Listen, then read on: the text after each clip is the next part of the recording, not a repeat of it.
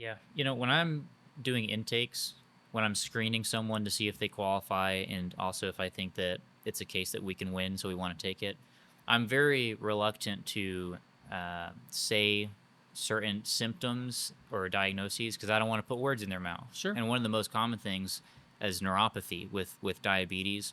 Now, neuropathy is not the same thing as numbness and tingling. Neuropathy is you've done testing and you have neuropathy. Right.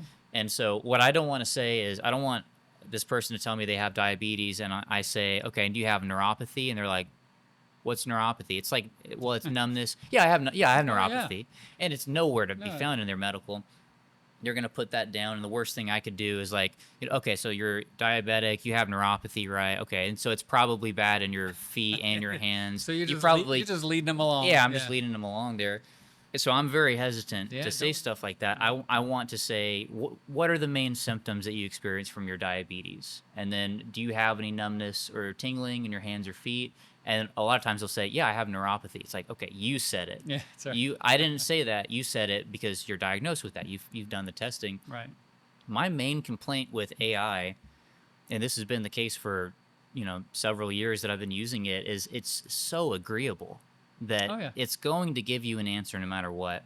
And if you ask it an objective question, it's going to give you an answer and brand it as a objective answer. And if you ask it a subjective question, it's going to give you an answer, and it's probably not going to say all of these disclaimers and all of these, like, discrepancy between. It's just going to give you an answer. Right. And so you might type in, how do I have a hearing tomorrow, how do I win my case, what do I say? It might tell you about how you should talk about, you can only walk or stand for 15 to 30 minutes. It's like, my diagnosis is depression. That's It's like, right. Yeah. Yeah. but you're gonna But it you're would gonna know see that. Yeah. that, and if you don't know anything about disability law, and maybe you're just desperate to win your case, like, okay, yeah, I'll tell him I can't walk and stand. It's like, well, I don't see, the judge is gonna look at that and say, like, why can't you walk or stand? The You good know, ones will.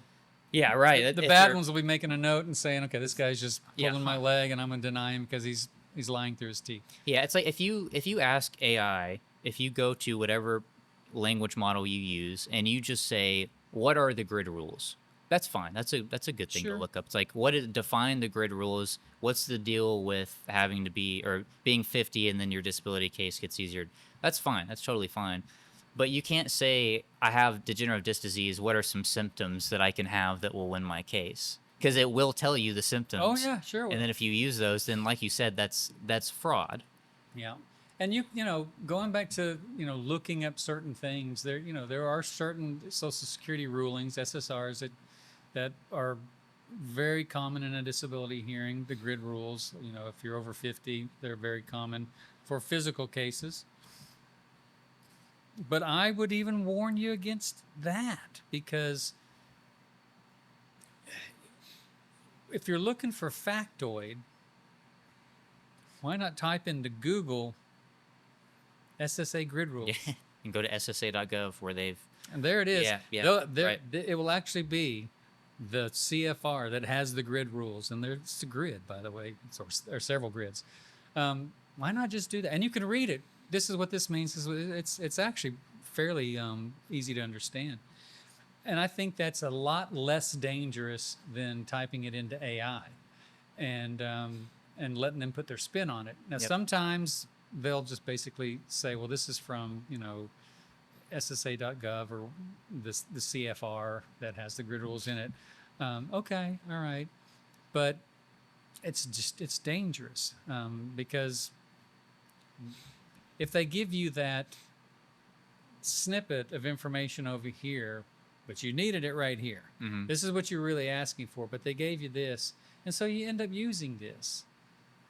And it's like, you needed this. If you had asked about this to the source and not, trying to get AI to clean it up or sweeten it or paint it a pretty picture or whatever, if you needed that, you should have gotten that. And you got something over here and it was pretty, and therefore you're going to accept that and you're going to use that.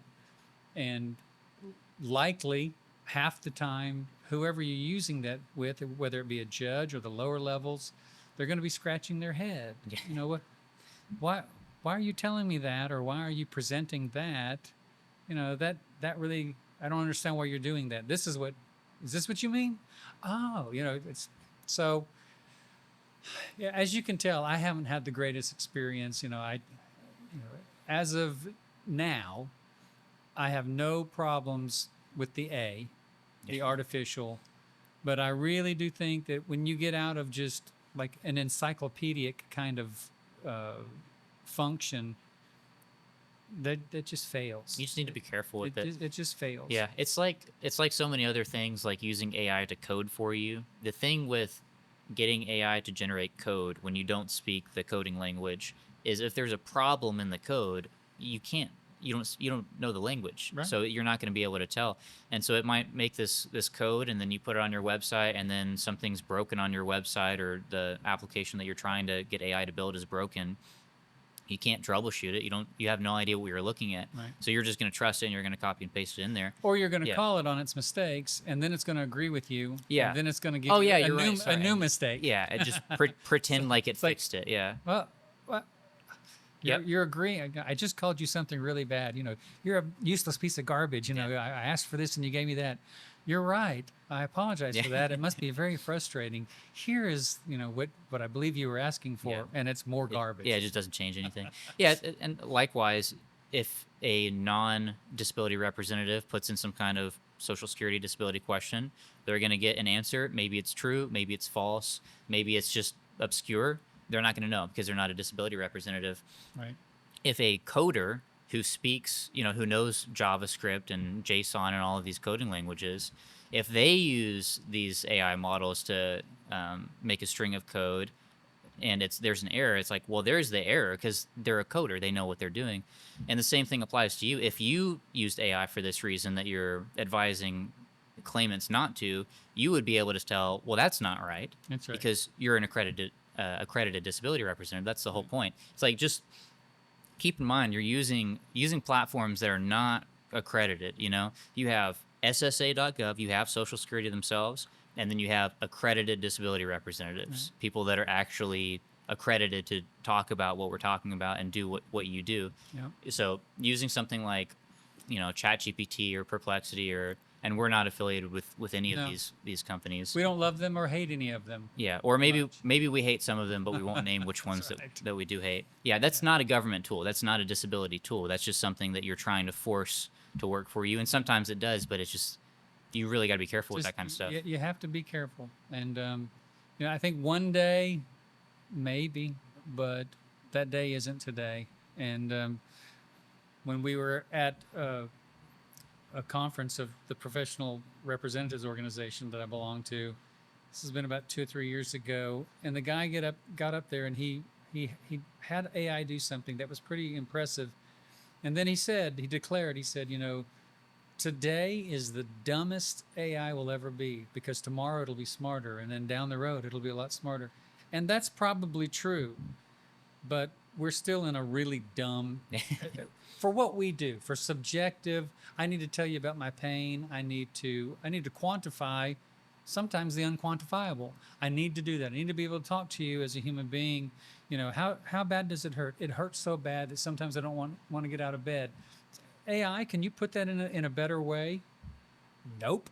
No, there's no way they can put it any better, because as a human being, I know it's so bad you don't even want to get out of bed. Okay, all right.